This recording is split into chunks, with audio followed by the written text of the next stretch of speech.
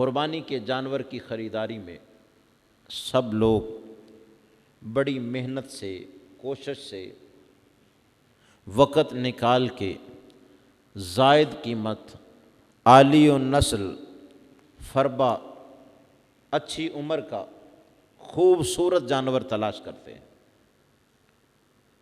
شریعت نے اس کی کچھ قیود بھی رکھی ہیں۔ عمر کی قید ہے کہ بکرا بکری ہے 1 سال سے عمر کم نہ ہو، اور باہر سے خریدیں تو دوندہ دیکھیں 2 بڑے دانت سامنے والے آ گئے۔ ایسے ہی گائے ہے، بھینس ہے تو عمر 2 سال سے تجاوز کر چکی ہو، 3را سال شروع ہو۔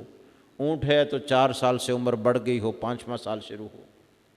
اور چھترا ہے، اگر بکرا نہ ملے تو 6 مہینے کا بھی قربان کیا جا سکتا ہے، لیکن اچھا فربا جو 1 سال کے بکرے کے برابر دیکھنے میں نظر آتا ہو، کمزور ہو پھر نہیں۔ عمروں کا تعین کیا، پھر یہ بھی تعین کیا وہ کانا نہ ہو، دونوں آنکھوں سے دیکھتا ہو، لنگڑا نہ ہو، 4 پاؤں سے چلتا ہو،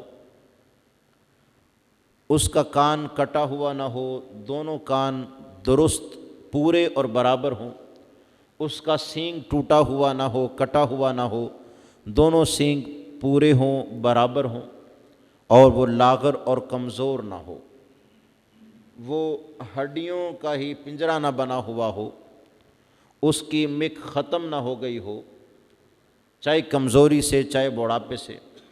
اب جانور کی تلاشی میں ہم تجسس میں ان سب چیزوں کی کوشش کرتے ہیں، عمر بھی دیکھتے ہیں، یہ بھی دیکھتے ہیں کانا نہ ہو، لنگڑا نہ ہو، کان کٹا ہوا نہ ہو، سینگ ٹوٹا ہوا نہ ہو، کمزور نہ ہو، اچھا بلا خوب دیکھنے میں بھی اچھا لگتا ہو۔ اور مسئلہ کتنا حساس ہے، کہا دیکھنے میں بڑا خوب لگتا ہو اور دکھانا مقصود بھی نہ ہو، ریاکاری بھی نہ ہو، دکھلاوا بھی نہ ہو خالص اللہ کے لیے۔ لہذا جانور کی تعریف لوگوں سے کروانا کہ دیکھو کیسا ہے، اچھا ہے، اس سے بھی گریز کرنی چاہیے۔ اچھے سے اچھا لے کے آئیں اور لوگوں سے اس کی تعریف سننے کی خواہش نہ رکھیں، اللہ کی خاطر خالص کریں۔ اور اگر کوئی تعریف بھی کرے تو اس سے گریز کریں، کہیں بس دعا کریں اللہ قبول کر لے۔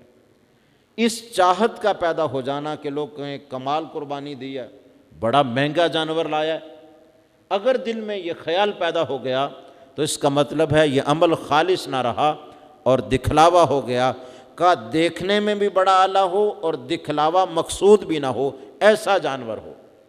اب ہم اس کے پیغام کو دیکھتے ہیں، گویا قربانی ہمیں پیغام دیتی ہے کہ اے لوگو، جب تم اللہ کے قرب کے لیے جانور کو ذبح کرتے ہو، اس کی عمر بھی دیکھتے ہو، اس کے کان کو، اس کے سینگ کو، اس کی آنکھوں کو، اس کے پاؤں کو، اس کے جسم کو دیکھتے ہو، کوئی داغ نہ ہو، کوئی عیب نہ ہو، اور اگر عیب ہو تو لیتے نہیں، لے بھی لیا ہو تو عیب دار ہو، قربان نہیں کرتے، سستے داموں فروخت کر کے اور لے لیتے ہو۔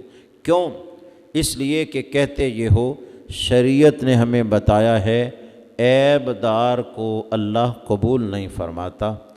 تو وہ جانور اور قربانی بھی کہہ رہی ہے اے بندے، جب جانور عیب دار ہو تو اللہ قبول نہیں فرماتا، اور انسان عیب دار ہو تو اللہ کب قبول فرماتا ہے؟ ہم یہ بھی تو دیکھیں نا، جانور کہتے ہیں بے عیب ہو تاکہ اللہ قبول فرما لے، اور اپنے آپ کو عیب دار رکھتے ہیں اور سوچتے ہیں اللہ قبول کر لے گا۔ ارے جو جانور خریدتے ہوئے ایک ایک چیز کا خیال رکھتا ہے، وہ مال کماتے ہوئے ایک ایک چیز کا خیال کیوں نہیں رکھتا؟ اگر حرام کمایا تو اللہ اس کو کب معاف کرے گا، بندے کو کب قبول فرمائے گا؟ اگر اس نے ڈاکہ ڈالا، راہزنی کی، لوگوں کا دل دکھایا اور ان عیوب ظاہریہ و باطنیہ میں مبتلا ہو گیا، تو بندہ یہ کیوں نہیں سوچتا کہ عیب دار جانور کو رب قبول نہیں کرتا قربانی میں، تو عیب دار انسان کو کیسے قبول کرے گا؟ گویا جانور اور قربانی ہمیں پیغام دے رہی ہے، جس طرح مجھے بے عیب تلاش کرتے ہو، اللہ کی بارگاہ میں خود بھی عیبوں سے پاک ہو جاؤ، ظاہر بھی ستھرا کر لو، باطن بھی پاکیزہ کر لو، تسویہ نفس اور تزکیہ نفس کرو، اور اپنے مال کو حرام سے بچا کے خالص حلال کر لو، اس لیے کہ جو ناجائز ہو، عیب دار ہو، ہر سال قربانی میں تم نعرے لگاتے پھرتے ہو اللہ اسے نہیں قبول کرتا، کسی دوست کی قربانی کے جانور کو دیکھ کے بھی کہتے ہو بڑا ہے، مہنگا ہے، لیکن عیب دار ہے، قبول نہیں، واپس کرو، بیچ دو اور لے لو، تو اپنے اوپر ہم نظر نہیں دوڑاتے کہ ہم عیب دار ہوں تو پھر کیا بنے گا؟ ارے جانور عیب دار قبول نہیں تو انسان عیب دار کیوں؟ ہم قربانی کے اس پیغام کو جانیں کہ قربانی ہمیں کہہ رہی ہے لوگو عیب سے پاک ہو جاؤ، درست ہو جاؤ۔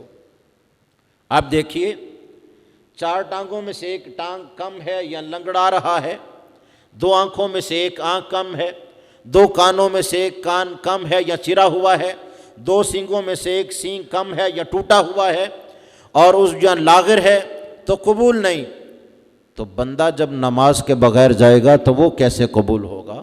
جب زکوٰۃ کے بغیر ہوگا تو وہ کیسے قبول ہوگا؟ جب صاحب استطاعت حج کے بغیر ہوگا تو وہ کیسے قبول ہوگا؟ کریم آقا علیہ السلام نے تبھی تو توبیخاً فرمایا اور جھنجھوڑا، فرمایا خبردار جو بندہ استطاعت رکھتا ہو اور قربانی نہ کرے، خبردار وہ ہماری عیدگاہ میں بھی نہ آئے، منحوس شخص ہے، اس کی نحوست سے کہیں باقیوں کی بھی دعا رد نہ کر دی جائے۔ اور فرمایا جو استطاعت کے باوجود حج نہ کرے، فرمایا مجھے اس کی کوئی پرواہ نہیں، چاہے وہ یہودی ہو کے مر جائے، چاہے وہ عیسائی ہو کے مر جائے۔ اپنے آپ کو حکام کا پابند کریں، اور جس عمل کو ہم کریں اس کے پیغام کو بھی سمجھیں کہ ہم نے تو بے عیب جانور تلاش کرنے میں اتنا وقت صرف کیا، کبھی اپنے آپ کو بے عیب بنانے میں ہم نے وقت کیوں نہیں صرف کیا؟ اس وقت ہم اپنے آپ کو کیوں بھول جاتے ہیں؟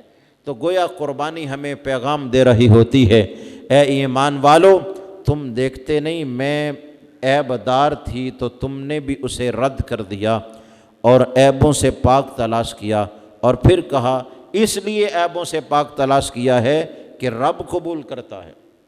بتائیے نا، جانور کا کان کٹا ہوا ہو تو کیا اس کے گوشت کے اندر اس کا اثر ہوتا ہے؟ گوشت کم ہو جاتا ہے؟ سینگ ٹوٹا ہوا ہو تو کیا وہ ذبح نہیں ہوتا، اس کا گوشت کم ہوتا ہے؟ ایسا نہیں ہے۔ عام طور پر قصاب بھی اور باقی لوگ بھی ایسا جانور جب قربانی کے علاوہ گوشت کھانا مقصود ہو اس کو لیتے ہیں، سستے داموں مل جاتا ہے، سہولت کے ساتھ مل جاتا ہے، اگر بڑے آلی ہوگا خوب اچھا لگے گا تو مہنگا ملے گا۔ ارے کان کٹنے سے گوشت میں تو کمی نہیں ہوتی، صرف اس احساس پر ہمیں کامل یقین ہے کہ رب قبول نہیں کرے گا، اور رب کے لیے تو کر رہے ہیں، اگر اس نے قبول نہ کیا تو فائدہ کیا؟ ارے اگر کان کٹا ہوا قبول نہیں ہوتا تو نماز سے ہٹا ہوا قبول کیسے ہوگا؟ ہم اپنے آپ کو بھی چیک کریں، اپنے احوال پر بھی نظر دوڑائیں کہ اپنے آپ کو بھی ہم درست کریں اور اس سمت چلیں جس سمت چلنا اور جس طرف چلنا مقصود ہے۔ اور پھر دیکھیے، اگر جانور کی عمر بھی پوری ہو، دیکھنے میں بھی بلا محسوس ہوتا ہو، داغدار اور عیب والا بھی نہ ہو، اور ظاہر میں کسی کمی والا نہ ہو، لیکن مال حرام سے اسے خریدا ہو، کیا وہ قبول ہو سکتا ہے؟